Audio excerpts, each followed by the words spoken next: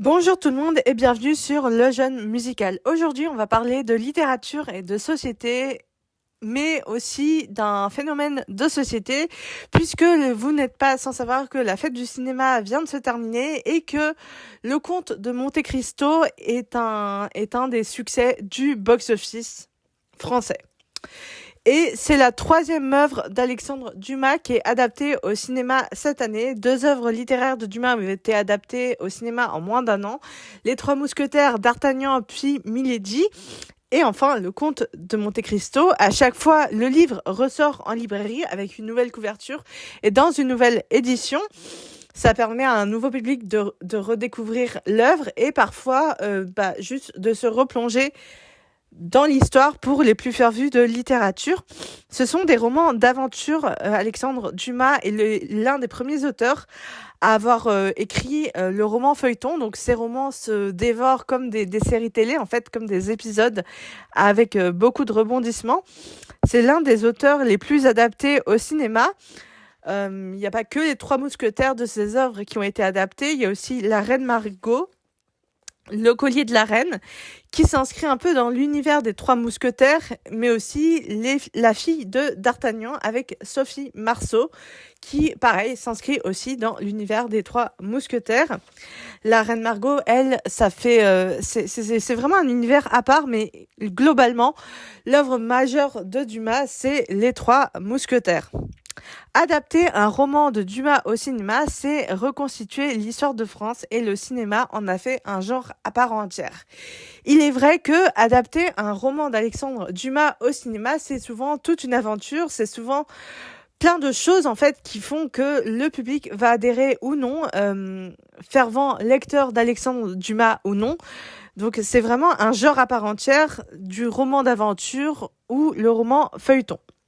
L'un des plus adaptés au cinéma, il fascine les réalisateurs en tout. Il y a plus de 250 versions dans le monde, cinéma et TV confondus. Oui, parce qu'il y a aussi eu pas mal de séries télé autour des Trois Mousquetaires et sur les Trois Mousquetaires. Ces romans ont une écriture cinématographique, donnant ainsi de la matière à des réalisateurs. C'est la raison pour laquelle Dumas fascine les réalisateurs. Il y a une comédie musicale qui a été adaptée au théâtre. Elle est sortie en 2023, donc c'est quand même quelque chose d'assez récent. Mais ça montre bien qu'il y a quand même une fascination pour Alexandre Dumas, pour cet auteur qui a commencé par écrire des romans feuilletons dans des journaux et qui a fini par devenir l'un des auteurs les plus célèbres de la littérature française. Le Comte de Monte-Cristo, ça raconte l'histoire justement d'Edmond Dantès et de sa vengeance, le prix de sa vengeance. Donc en fait, dans cette œuvre, on va suivre les aventures d'Edmond Dantès qui devient, de par lui-même, le Comte de Monte-Cristo. Et c'est assez fou en fait, puisque le Comte de Monte-Cristo, ce sont les aventures d'Edmond Dantès, comme les Trois Mousquetaires, D'Artagnan, c'était les aventures de D'Artagnan. Et si Dumas écrit aussi bien ces romans feuilletons qui sont aussi bien écrits au cinéma et facilement adaptables, c'est parce que au départ, il avait longtemps voulu se lancer dans le théâtre, mais en fait, au final, il a écrit des romans et c'est le théâtre qui s'est emparé de son œuvre. Et le cinéma aussi. D'ailleurs, ça m'intéresse de savoir, est-ce que vous préférez le livre ou le film ou la série télé?